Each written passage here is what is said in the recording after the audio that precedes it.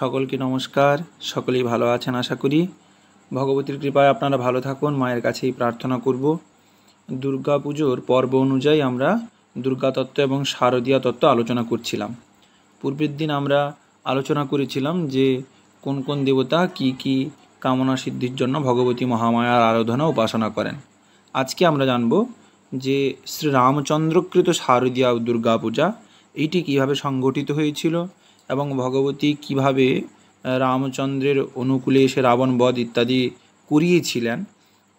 এবং সবথেকে গুরুত্বপূর্ণ যেটা, কালিকা পুরাণোক্ত যে দুর্গা পূজা তার ভিতরে যেটা কাত্যায়নী আবির্ভাব অর্থাৎ ৬০তম অধ্যায়, সেই অধ্যায়ে খুব সুন্দর কয়েকটি কথা বর্ণনা করা হয়েছে। তার ভিতরে বিশেষভাবে বলা হয়েছে যে দুর্গা পূজা কেবলমাত্র যে ১ ২ ৩ হয়েছিল এরকম নয়, শত শতবার রামচন্দ্র রাবণ আবির্ভূত হয়েছেন, শত শতবার দেবতা কর্তৃক দুর্গা এইভাবে প্রবোধিতা হয়ে এই রাম রাবণের যুদ্ধ সংগঠিত করিয়েছেন, দেবতাদেরকে রাজ্য লাভ করিয়েছেন, রামচন্দ্রকে বিজয়ী করিয়েছেন। এরকম শত শতবার হয়েছে, আরও হবে এমনটা শাস্ত্র বলেছেন। আবার বলেছেন যে মহিষাসুরও একবার আসেননি, মহিষাসুরও বহুবার আবির্ভূত হয়েছেন, প্রতি কল্পেই তিনি আবির্ভূত হন। এবং ভগবতীও সেই মহিষাসুর নিধনের জন্য বারবার আবির্ভূত হয়ে মহিষাসুরকে বধ করেন। এর শাস্ত্রোক্ত প্রমাণগুলো আজকে আমরা কালিকা পুরাণোক্ত যে কাত্যায়নী আবির্ভাব সেইখান থেকে ৬০ নম্বর অধ্যায় থেকে আমরা আজকে একটু শাস্ত্র শ্লোক দ্বারা আলোচনা করব। আর সকলকেই অনুরোধ করছি দুর্গাপূজার এই পর্বগুলো সকলেই জানুন, এতে অনেক কিছু তথ্য নিহিত আছে, আপনারা সকলেই কিন্তু জানতে পারবেন। যাই হোক, আমি পাঠ করছি, শ্লোকগুলো আগে পাঠ করছি, দিলে তার তত্ত্বগুলো বুঝিয়ে বলছেন পূর্বকালে কি হয়েছিল না, রামাস্যানুগ্রহার্থায় রাবণস্য বধায় চ রাত্রাবেব মহাদেবী ব্রহ্মণা বোধিতা পুরা ততস্তু ত্যক্তনিদ্রাসা নন্দায়াম আসিনেসিতে জগাম নগরীং লঙ্কাং যত্রাসিদ্রাঘ্যপুরা তত্র গত্ত মহাদেবী তদা তৌ রাম রাবণো যুদ্ধে নিয়োজয়ামাস স্বয়মন্তর্হিতাম্বিকা রাক্ষসাং বানবানাঞ্চ জগধাবা মাংসসোনিতে রাম রাবণয়োর্যুদ্ধং সপ্তাহং স্যা ন্যয়োজয়েৎ ব্যতীতে সপ্তমে রাত্রৌ নবম্যাম রাবণ ততঃ রামেণ ঘাতয়ামাস মহামায়া জগন্ময়ীম। অর্থাৎ কি বললেন না, পুরাকালে যখন রাম রাবণের ভিতরে যে যুদ্ধ হয়েছিল সেই সময় কি বলছেন না, রামের প্রতি সদয়া হয়ে ভগবতী কি করেছিলেন না, ব্রহ্মা কর্তৃক আরাধিত হয়ে রাত্রিকালে ব্রহ্মা মহাদেবীর বোধন করিয়েছিলেন, জাগরণ করিয়েছিলেন। কেন এই বিষয়টা আমরা জানি, কারণ এই সময়টা হচ্ছে যে চাতুর্মাস, এই সময়টা দেবতাদের শয়নকাল, সেই কারণে অকালে ব্রহ্মণা বোধ এমন শব্দটা আমরা পেলাম। অর্থাৎ অকালেই কিন্তু ভগবতীকে তিনি জাগরণ করিয়েছিলেন। ব্রহ্মা জাগরণ করিয়েছিলেন, কখন করিয়েছিলেন না, বলছেন রাত্রিকালে মহাদেবীর তিনি বোধন করেছিলেন। তারপরে কি বললেন না, এই বোধন হওয়ার পর ভগবতী জাগরিতা হলেন কবে না, আশ্বিন মাসের যে শুক্লপক্ষ নন্দা তিথিতে তিনি কিন্তু আবির্ভূত হয়ে কি করলেন না, লঙ্কায় যেখানে রামচন্দ্র উপস্থিত ছিলেন, লঙ্কার যে বাসভূমি যেখানে রামচন্দ্র উপস্থিত ছিলেন সেখানে কিন্তু তিনি গমন করলেন এবং কি করলেন না, রাম এবং রাবণের ভিতরে যুদ্ধকে শুরু করালেন, অর্থাৎ যুদ্ধে উভয়কে প্রবৃত্ত করালেন। আমরা এখানে পড়লাম যে তত্রগত্ব মহাদেবী তদাতৌ রাম রাবণ যুদ্ধে নিয়োজয়ামাস স্বয়মন্তর্হিতাম্বিকা, তাদেরকে যুদ্ধে প্রবৃত্ত করিয়ে তিনি কি করলেন, স্বয়ং অন্তর্হিতা হয়ে গেলেন। এইবারে তিনি এই যে অন্তর্হিতা হলেন, তিনি কিন্তু আড়ালে থাকলেন। আড়ালে থেকে তিনি কি করলেন না, এই যুদ্ধে যত রাক্ষস এবং বানরগণের মাংস এবং শোণিত এটি তিনি ভক্ষণ করলেন। এমনটা শাস্ত্রই বলছেন যে রাক্ষসানাং বানরানাং জগধাসা মাংস শোণিতাম, অর্থাৎ এই রাক্ষস এবং বানরদের শোণিত মাংস তিনি ভক্ষণ করলেন, এমনটাই বলেছেন। এবং এই করতে করতে ১ সপ্তাহ কাল এই যুদ্ধ তিনি করিয়েছিলেন। এটা আমরা কালিকা পুরাণের এই বচন থেকে পাই। এই যে যুদ্ধ করানোর পরে এই যে সপ্তরাত্রি, যে রাত্রিতে মহামায়া রাম রাবণের ভিতরে যুদ্ধ সংগঠিত করিয়ে অন্তর্হিতা হয়েছিলেন, আড়ালে ছিলেন, এই সপ্তরাত্রিকাল দেবতাগণ কি করেছিলেন না, ভগবতী মহামায়ার পূজা সেবা ইত্যাদি কিন্তু করেছিলেন। এবং এই যে সপ্তরাত্রিকাল, এই সপ্তরাত্রিকাল গত হলে পর মহামায়া নবমীতে রামের দ্বারা রাবণকে বিনাশ করিয়েছিলেন। এবং সেই সপ্তরাত্রি দেবতারা তো সানন্দে দুর্গাপূজা করেছিলেন, ক্রীড়া কৌতুক ইত্যাদি করে দুর্গাপূজা করেছিলেন, এটা আমি বললাম। এই দেখুন বলছেন যে তবাত্তু সপ্তরাত্রাণি শৈব দেবৈ সুপূজিতা নিহতে রাবণে বীর নবম্যাম সকलै সুरै বিশেষ পূজাং দুর্গায়াশ্চক্রে পিতামহ ততঃ সাম্প্রসিতা দেবী দশম্যাম শারদোৎসবৈর শত্রোপি দেবসেনায়া নিরাজন মথাকরুত শান্ত্যাर्थं সুরসৈন্যানাं দেবরাজস্য বৃদ্ধये রাম রাবণবাণেন যুদ্ধঞ্চাवेक्ष्य ভীতিদম তৃতীয়াস্তু লঙ্কায়াং পূর্বোত্তরদেশে স্থিতং স্বাতি নক্ষত্র সংযুক্তাং ভীতং সুরবলং মহৎ শান্তার্থম বরয়ামাস দেবেন্দ্র বচনাধ্বরে। কি বললেন না, রাবণ নিহত হওয়ার পর লোকপিতামহ ব্রহ্মা কি করলেন না, দেবগণের সহিত সম্মিলিত হয়ে নবমীর দিন ভগবতীর বিশেষ পূজা ইত্যাদি করলেন। আমরা এমনটা পাই। এই কারণে আমরা যখন মহিষাসুরের উপাখ্যান পড়ব সেখানে দেখব যে মহিষাসুরকে বধ করলেন দেবতারা নবমীর দিন, ভগবতীর পূজা আরাধনা ইত্যাদি করলেন, তারপরে মহিষাসুর নিধন হলেন।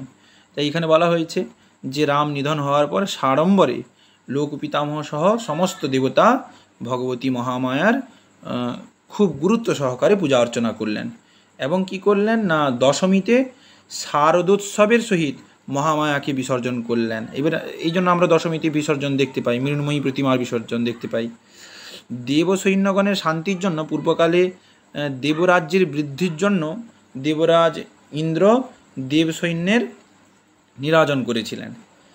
এইখানে একটু উপাখ্যান বলা হয়েছে যে স্বাতি নক্ষত্রযুক্ত তৃতীয়া তিথিতে রাম রাবণের সেই যে ভয়প্রদ যে যুদ্ধ হয়েছিল, সেই যুদ্ধের দ্বারা লঙ্কার পূর্বোত্তর দিকে অবস্থিত দেবসৈন্যগণকে ভীত দেখে শ্রীহরি কি করলেন, শ্রীহরির আদেশ অনুসারে দেবরাজ রাক্ষসের নিধনের জন্য দেবীকে বরণ করেছিলেন, দেবসৈন্যদের রক্ষার জন্য দেবীকে বরণ করেছিলেন। তারপরে কি হলো না, শ্রবণা নক্ষত্রযুক্ত দশমী তিথিতে এই ভগবতী চণ্ডিকার বিশেষভাবে পূজা অর্চনা ইত্যাদি করে দেবরাজ ইন্দ্র স্বর্গের দেবতাদের শান্তির জন্য মহামায়াকে পূজা ইত্যাদি করে নিরঞ্জন করেছিলেন। এটা আমরা এখনই পড়লাম।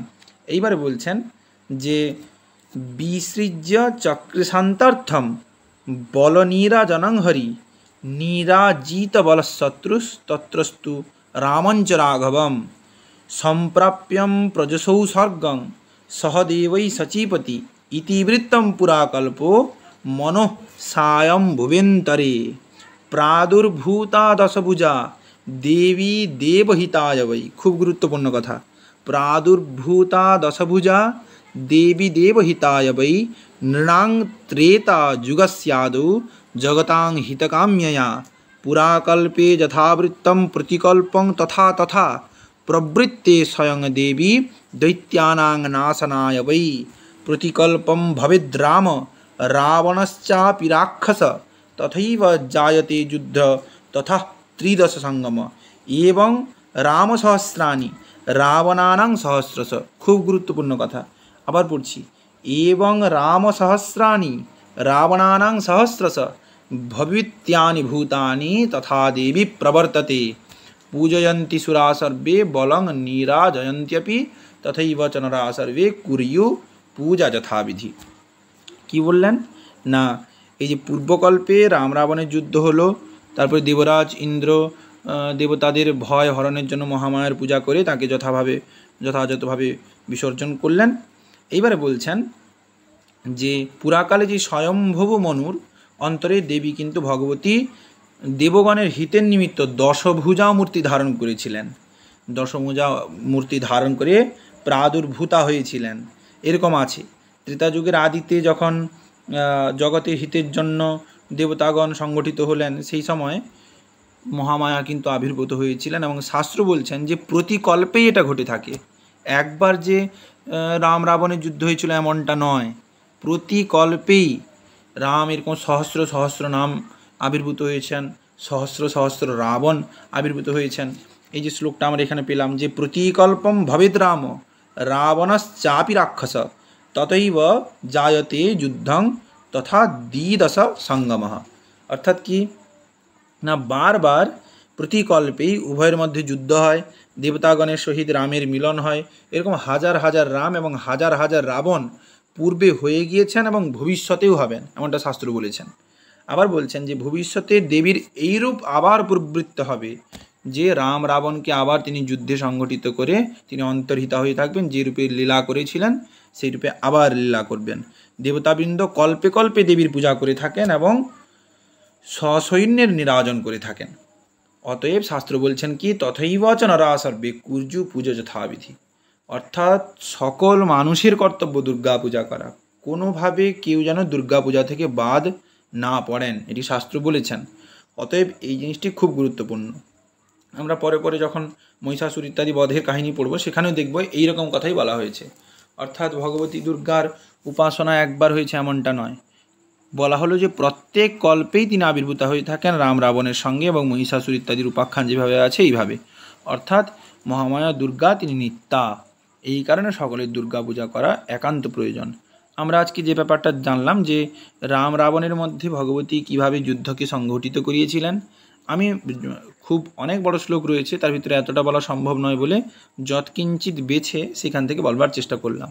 তার আগের কাহিনীগুলো আমরা খুব জানি, সীতাহরণ ইত্যাদি এইসব ব্যাপারগুলো, কিন্তু যেখান থেকে মুখ্য বিষয় যে ব্রহ্মা রাত্রিকালে ভগবতীর আরাধনা ইত্যাদি করলেন, তাকে বোধন করলেন, সেই বোধনের পর সপ্তরাত্র তিনি রাম রাবণের যুদ্ধকুটি অন্তর্হিত হলেন। এই সময় দেবতারা তার সাড়ম্বরে পূজা করেছিলেন। তারপরে নবমীর দিন রামের দ্বারা রাবণকে নিহত করিয়ে ভগবতীর বিশেষ পূজা করলেন ব্রহ্মা এবং সমস্ত দেবতাগণ। তারপর ইত্যাদি ইত্যাদি বাক্য যে ইন্দ্র দেব মহামায়ার পূজা করেছিলেন। অতএব আমরা স্পষ্টতই বুঝতে পারছি যে দুর্গাপূজা হচ্ছে মহাপূজা। কারণ পূর্বের আলোচনায় আমরা দেখেছিলাম ভগবান শ্রীকৃষ্ণ থেকে শুরু করে ব্রহ্মা মহেশ্বর সকলেই ভগবতীর উপাসনা করেছেন বিভিন্ন বিপদে আপদে পড়ে। শ্রী রামচন্দ্র ভগবানের অবতার, তিনিও মহামায়ার পূজা করলেন, ব্রহ্মা ইত্যাদি দেবতারা সকলেই পূজা করেছিলেন। অতএব মনুষ্যগণের একান্তই কর্তব্য ভগবতী জগজ্জননী দুর্গার পূজা করা, সেবা করা। বিশেষ করে এই শারদীয়া দুর্গা পূজা খুব গুরুত্বপূর্ণ। আমরা পরবর্তী আলোচনাগুলোতে এই বিষয়ে আরও বিস্তারিত আলোচনা করব যে দুর্গাপূজা করলে কী ফল হয় এবং না করলে কেমন পাপের ভাগীদারি ইত্যাদি হতে হয়, শাস্ত্র এমনটাও বলেছেন। সেই কারণে যে কোনোভাবে দুর্গাপূজায় সকলকে যুক্ত থাকা দরকার। সকলেই ভালো থাকুন, সকলেই সুস্থ থাকুন। দেববাণীর দুর্গাপূজার পর্বগুলো সকলেই দেখুন এবং এই ভিডিওগুলি একটু অন্য চেনা পরিচিত সকলের সঙ্গে একটু শেয়ার করুন, যাতে এই ভিডিওগুলো সকলের কাছে যায়। সকলেই ভালো থাকুন, সকলেই সুস্থ থাকুন। নমস্কার।